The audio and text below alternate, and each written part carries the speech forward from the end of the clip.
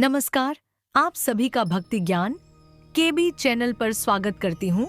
आज हम भगवान श्री कृष्ण की कथा सुनेंगे। भगवान श्री कृष्ण का जन्म और उनके जीवन की कहानी भारतीय धार्मिक ग्रंथों में एक अत्यंत महत्वपूर्ण और पवित्र स्थान रखती है। वे विष्णु के 8वें अवतार माने जाते हैं, जिन्होंने पृथ्वी पर अधर्म का नाश करने और धर्म की स्थापना करने के लिए जन्म लिया। उनके जीवन की कथा पुराणों में, विशेषकर भागवत पुराण और महाभारत में विस्तृत रूप से वर्णित है। भगवान कृष्ण का जन्म त्रेता युग के बाद द्वापर युग में हुआ, जब पृथ्वी पर अधर्म बढ़ रहा था। कंस, जो कि मथुरा का क्रूर राजा था, अपनी बहन देवकी और उसके पति वसुदेव के साथ अत्यंत अत्याचारपूर्ण व्यवहार करता था।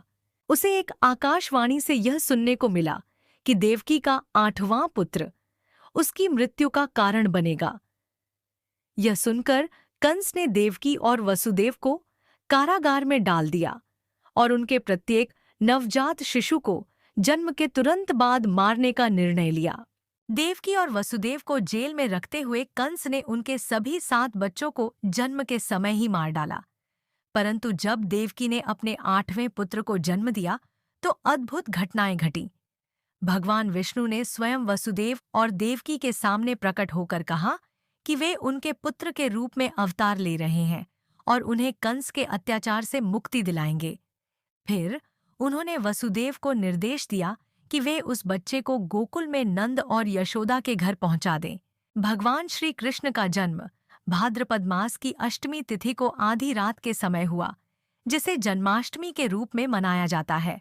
जब श्री कृष्ण का जन्म हुआ तो जेल के दरवाजे स्वतः ही खुल गए और पहरेदार गहरी नींद में सो गए। वसुदेव अपने नवजात पुत्र को लेकर यमुना नदी के किनारे पहुंचे।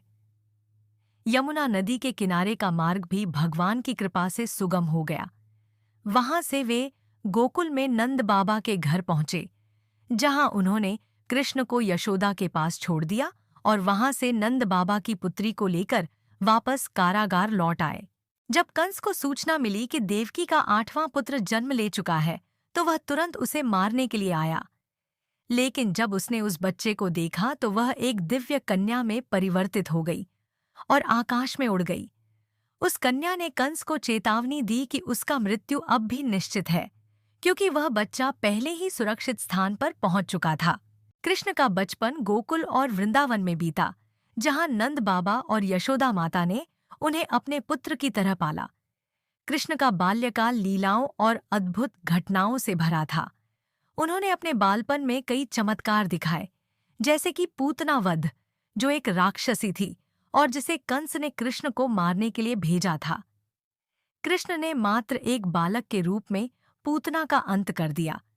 इसके अलावा तृणावर्त नामक असुर को मारकर उन्होंने अपने ईश्वरत्व का परिचय दिया। कृष्ण का सबसे प्रसिद्ध बाल्यकाल का किस्सा है माखन चोरी। वे अपने दोस्तों के साथ गोकुल के घरों में माखन चुराने के लिए प्रसिद्ध थे।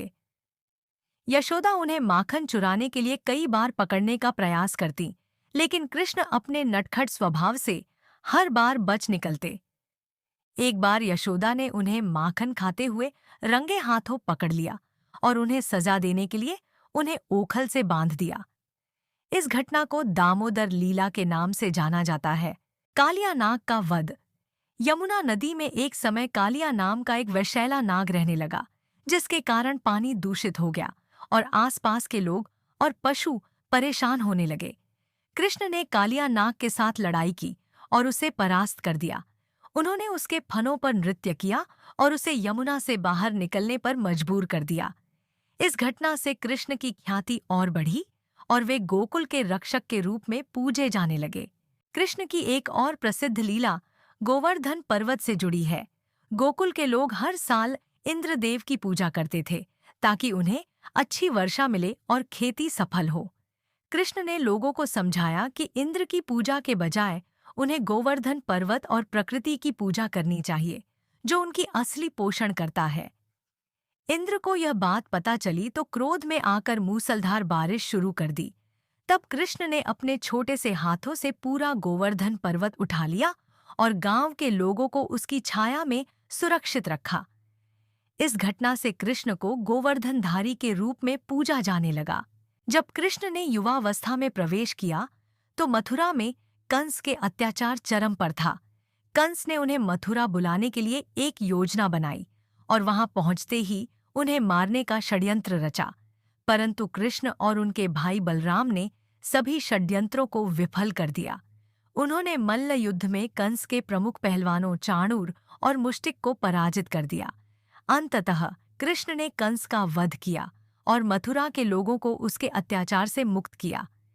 कंस के मरने के बाद कृष्ण ने अपने माता पिता वसुदेव और देवकी को कारागार से मुक्त किया और उग्रसेन को मथुरा का राजा बनाया। कंस की मृत्यु के बाद कंस के ससुर जरासंध ने कई बार मथुरा पर आक्रमण किया, जिससे मथुरा में लगातार अशांति बनी रही। तब कृष्ण ने मथुरा छोड़कर समुद्र के किनारे एक नई नगरी द्वारका बसाई, जहां से उन्होंने अपना शासन चलाया। द्वारका एक अत्यंत समृद्ध और सुरक्षित नगरी थी, जिसे कृष्ण ने युद्ध और शांति दोनों का संतुलन साधते हुए चलाया। कृष्ण की महाभारत में भी सर्वाधिक महत्वपूर्ण भूमिका थी। पांडवों और कौरवों के बीच कुरुक्षेत्र में युद्ध हुआ। तब कृष्ण ने अर्जुन को सारथी बनने का वचन दिया। युद्ध से पहले अर्जुन ने जब अपने ही संबंधियों को सामने खड़ा देखा तो वह युद्ध करने से पीछे हटने लगे। तब कृष्ण ने उन्हें भगवद गीता का उपदेश दिया, जो धर्म, कर्म और आत्मा के ज्ञान का एक अद्वितीय ग्रंथ है। गीता में कृष्ण ने अर्जुन को बताया कि आत्मा अमर है और मनुष्य को अपने कर्तव्यों का पालन निष्काम भाव से करना चाहिए। कृष्ण ने अपने जीवन का अधिकांश समय धर्म की स्थापना और अधर्म के नाश में व्यतीत किया।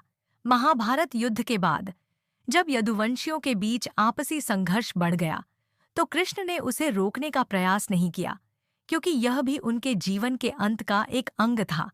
अंत में प्रभास क्षेत्र में एक शिकारी ने गलती से उन्हें तीर मार दिया, जिससे कृष्ण ने अपने पार्थिव शरीर का त्याग किया। भगवान श्री कृष्ण का जीवन हमें धर्म, प्रेम और कर्म का संदेश देता है। उनके जीवन की कहानियां आज भी पूरे विश्व में लोगों को प्रेरणा देती हैं और उनका उपदेश, विशेषकर भगवद गीता, मानवता के लिए सदैव मार्गदर्शक बना रहेगा।